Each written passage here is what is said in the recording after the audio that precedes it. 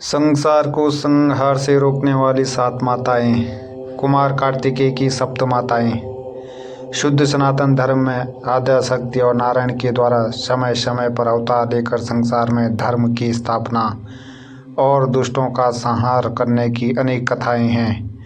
आद्या शक्ति जब भी किसी स्वरूप में आकर दुष्टों का संहार करती है तो उनके साथ 7 माताएं भी सहयोग करती दिखाई दी हैं। उन्हें ही सप्तमातृका देवी कहा जाता है। ये सप्तमातृकाएं हैं ब्रह्माणी, बारही, माहेश्वरी, कौमारी, इंद्राणी, चामुंडी और वैष्णवी। इनमें ब्रह्माणी देव त्रिदेवों में प्रथम ब्रह्मा की स्त्री शक्ति है, माहेश्वरी महेश की शक्ति है, कौमारी युद्ध के देवता कुमार कार्तिकेय की स्त्री शक्ति है, इंद्राणी इंद्र की स्त्री शक्ति है, चामुंडी माँ पार्वती की शक्ति है, वैष्णवी और बारहवीं विष्णु की स्त्री शक्तियाँ हैं। कुमार कार्तिकेय की सप्त माताएं।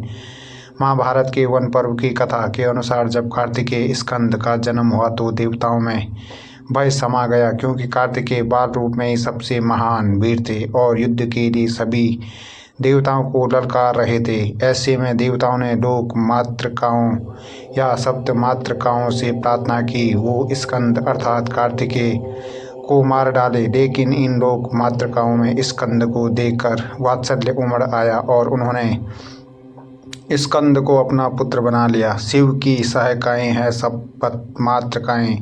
शैव मत की कथा के अनुसार जब भगवान शिव अंधकासुर से युद्ध कर रहे थे तब अंधकासुर के रक्त की जितनी भी बूंदें गिरती थी उससे एक नया अंधकासुर पैदा हो जाता था। इन अंधकासुरों को खत्म करने के लिए शिव के मुख से योगेश्वरी देवी का प्राकट्य होता है। इन योगेश्वरी देवी की सहयोग के रूप में विष्णु, ब्रह्मा, इंद्र, कार्तिकेय आदि अपनी स्त्री शक्तियों अर्थात सप्त मातृकाओं को भेजते हैं। भगवान शिव योगेश्वरी और सप्त मातृकाओं के साथ मिलकर अंधकासुर का वध करते हैं।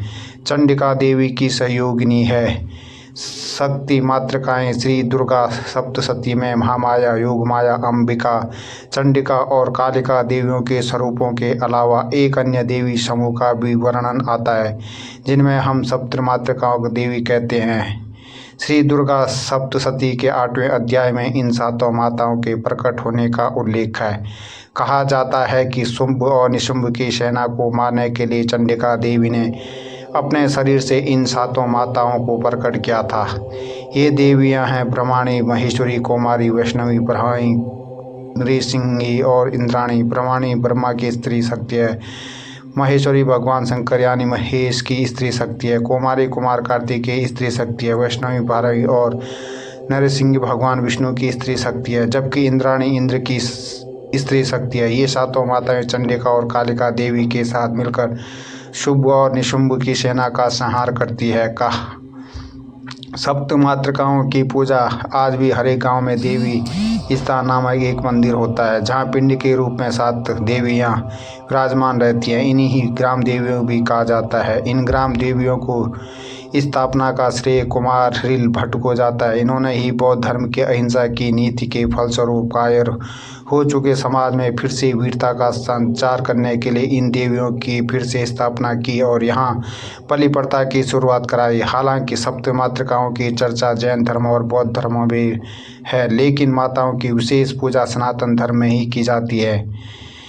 कहीं सप्त मातृकाएं देवी के साथ एक 8वीं देवी भी दिखती है। इन्हें योगेश्वरी देवी कहा जाता है जो भगवान शिव के मुख से उत्पन्न हुई है। सप्त मातृकाओं के साथ वीरभद्र को भी देखा जा सकता है जो भगवान शिव के एक प्रमुख गण है। इस संदर्भ में सप्त मातृकाओं को मूल रूप से शैव और शक्ति माताओं की देवी माना जाता है।